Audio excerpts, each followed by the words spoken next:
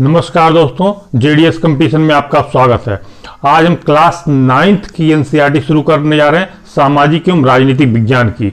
इसमें chapter first and chapter second को cover करेंगे। चैप्टर फर्स्ट तो उसमें बहुत ज़्यादा समकालीन वैश्विक लोकतंत्र है, तो उसका कोई बहुत ज़्यादा रोल नहीं है। एक दो देश का नाम बता के थोड़ा सा आगे निकलेंगे। फिर लोकतंत्र, जो चैप्टर नंबर सेकंड है वो लोकतंत्र है। लोकतंत्र क्या और लोकतंत्र क्यों, chapter number second, class 9th NCERT. लोकतंत्र क्या,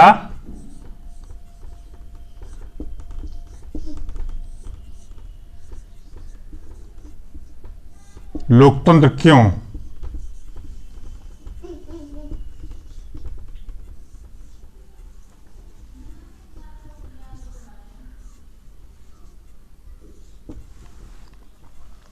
पहले चैप्टर नंबर फर्स्ट की तरफ हल्का पुट दे दे। समकालीन विश्व में कहां कहां लोकतंत्र था। दो देशों का एनसीईआरटी ने नाम दिया है। एक पोलैंड में आगास्तो पिनासो की सरकार थी, वो ऑटोक्रेटिक गवर्नमेंट थी। बाद में वहां पे बहुत जन आंदोलन हुआ, तब जाके वहां पर लोकतंत्र की स्थापना हुई। फिर आप चले आएंगे यूरोप में, या ये पोलैंड में नहीं, चिली में जो साउथ अमेरिका का देश था, यहां पर आगास्तो पिनोसे की सरकार थी। जन आंदोलन के फलस्वरूप ये चेंज हुआ, तो लोकतंत्र की स्थापना हुई। पोलैंड जो कि यूरोपियन कंट्री है, वहां पर भी ऐसे था, ऑटोक्रेटिक गवर्नमेंट थी। बाद में जन आंदोलन के पश्चात वहां पर भी सरकार चेंज हुई, लोकतंत्र की स्थापना हुई। अब आप चैप्टर सेकंड की तरफ आप बढ़िए। लोकतंत्र क्या, लोकतंत्र क्यों। पहले लोकतंत्र को हम संधि विच्छेद करते हैं। लोकतंत्र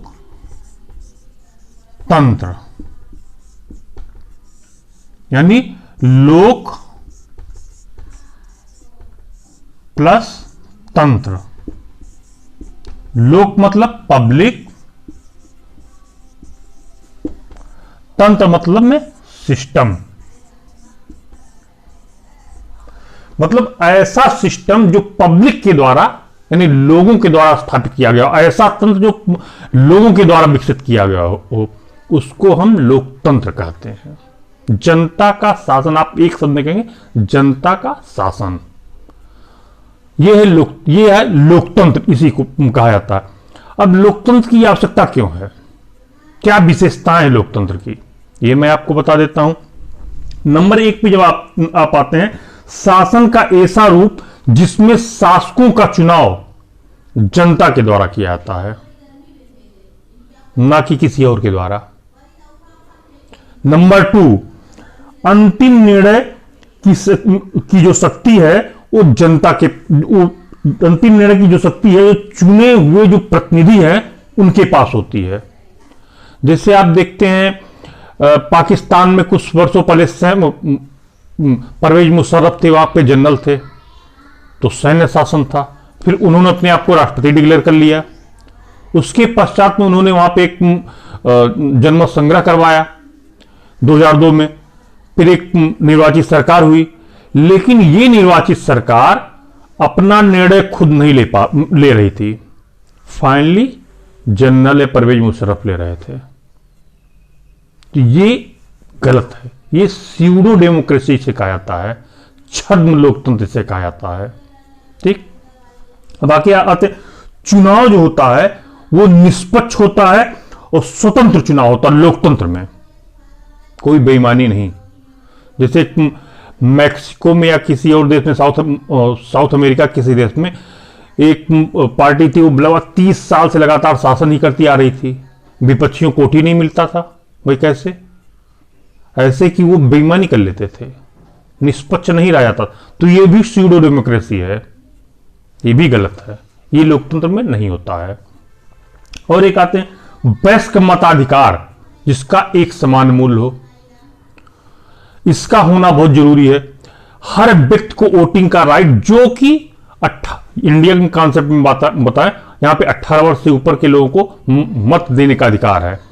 तो ये एक एज बाउंडेशन होता है, जिसको वयस्क मताधिकार कहा जाता है। और एक वोट एक मूल्य के बराबर होता है। ऐसा नहीं कि हम बड़े हैं तो हमारा 10 मूल्य होगा, फला छोटा उनका कम मूल्य होगा, ऐसा बिल्कुल नहीं है। ये आप लास्ट जो पॉइंट है 5th नंबर, लोकतांत्रिक सरकार संवैधानिक मूल्यों पर ही काम करती है। ये सारे आपके लोकतंत्र की विशेषताएं हो गई जो कि वास्तविक लोकतंत्र की स्थापना करता है। जैसे आप नेपाल में आप देखते हैं, हम लोग देखते आए हैं, पहले राजशाही थी 1990 के पहले, तो फिर वहां पे धीरे से लोकतंत्र को लाया गया, लेकिन फिर भी राजा वहां पे थे। राजा वीरेंद्र विक्रम शाह थे वहां पर 10 वर्षों तक। उसके 2000 के आसपास उनकी हत्या हुई थी, सन 2000 के आसपास।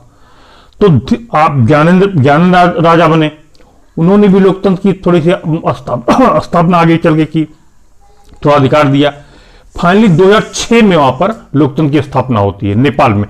लेकिन उस 1990 से 2006 के बीच में जो निर्णय था फाइनली, वो जनता के पास नहीं था, राजा के पास था। ये भी सूडो डेमोक्रेसी है, ये नहीं होना चाहिए लोकतंत्र में। अब लोकतंत्र के पक्ष में भी कुछ तर्क हैं और विपक्ष में भी कुछ तर्क हैं, ये मैं आपको बताता हूं। सबसे पहले विपक्ष पे आप चलते हैं कि लोकतंत्र के विपक्ष में क्या तर्क हैं। नंबर 1, यहां पे कहते हैं कि नेता बदलते रहते हैं। भाई आज प्रधानमंत्री को 5 साल के लिए हमारे यहाँ कोई और है, फिर अगले 5 साल के लिए कोई और पार्टी आ गई, वो प्रधानमंत्री हो गया। तो नेता बदलते रहते हैं लोकतंत्र में, एक ये आप विपक्षियों का तर्क लगाया जाता है। दूसरा तर्क, नैतिकता का कोई मूल्य नहीं है, ये भी बात कही जाती है विपक्षियों के द्वारा। यहाँ पे लोकतंत्र में नैतिकता ही नहीं, वायलेंस ही वायलेंस, चुनाव में आप देखते हैं वो हो जाता है। ये खर्चा वर्चा बहुत ज्यादा करने वाले लोग, बाहुबली लोग जीत जाया करते हैं। तीसरे पे आते हैं, बहुत सारे लोगों से बहस करना पड़ता है।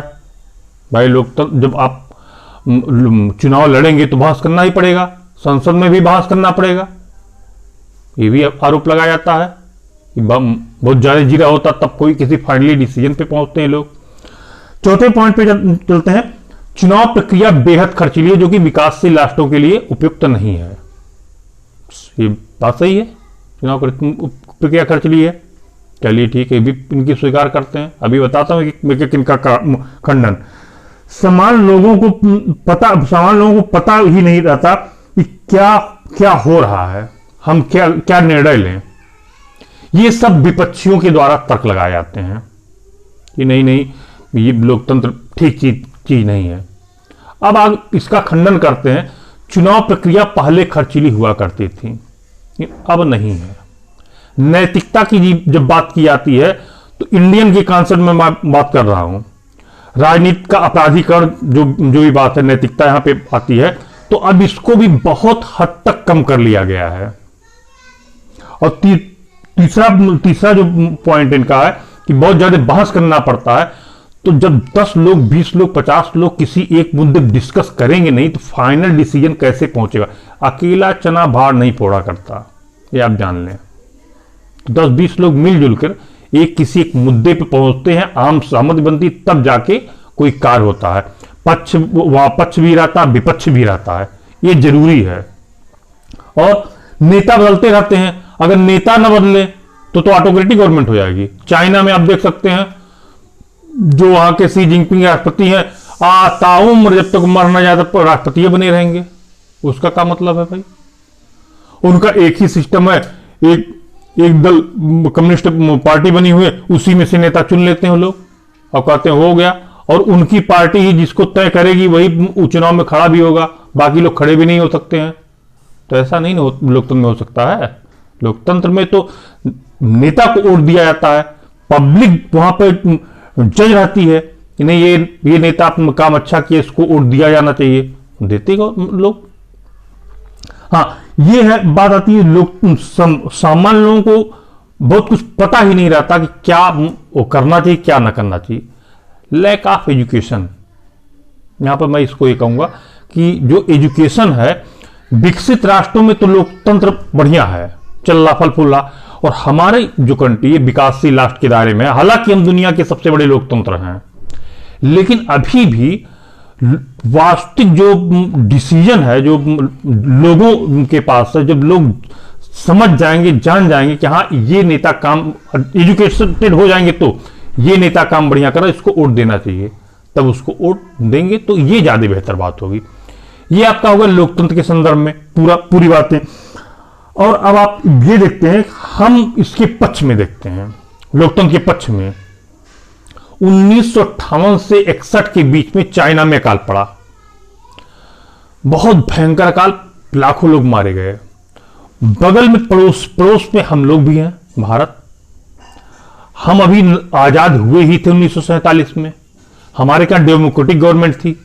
हमारी सरकार ने पहचान लिया, क्यों? क्योंकि हम लोकतांत्रिक देश थे, हम जान समझ रहे थे, हम लोग पब्लिक वेलफेयर में काम कर रहे थे। चाइना पब्लिक वेलफेयर में काम नहीं कर रहा था, इस कारण से वहां पे अकाल पड़ा। यह है लोकतंत्र की असली कीमत। और आगे आ जाते हैं, अधिक जवाबदेह है लोकतंत्र जनता के प्रति। कम्युनिस्ट चाइना की अगर आप, वो किसको जवाब देंगे? वो किसी को जवाब नहीं देते, वो सिर्फ अपनी पार्टी हेड को जवाब दे, उनका जनता के प्रति कोई जिम्मेदारी नहीं है। वैसी अगर जनता के प्रति उनकी जिम्मेदारी होती तो थियानमन चौक 1989 में वो रोलर नहीं, बुलडोजर नहीं चलवा देता। 10,000 छात्र मारे गए थे उस समय। चीन की घटना है। अब आगे आप आ जाते हैं, सरकार और टकराव के बीच संभलने का तरीका उपलब्ध कराता है। सरकार के बीच और टकराव क्या होता है, एक तरीका उपलब्ध करता है। यहां से तरीका हो सकता है कि टकराव कम से कम हो। नागरिकों को का सम्मान बढ़ाता लोकतंत्र, हम लोगों को सम्मान बढ़ाता, हम डेमोक्रेटिक स्टेट में रह रहे हैं, ये अच्छी बात है। ये सब लोकतंत्र के पक्ष में तर्क हो गया। अब आज आपका ये चैप्टर लोकतंत्र चैप्टर नंबर 2 क्लास 9 का यही फिनिश होता है। कल फिर हम नेक्स्ट चैप्टर के साथ, चैप्टर नंबर 3 के साथ मिलेंगे। नमस्कार, धन्यवाद।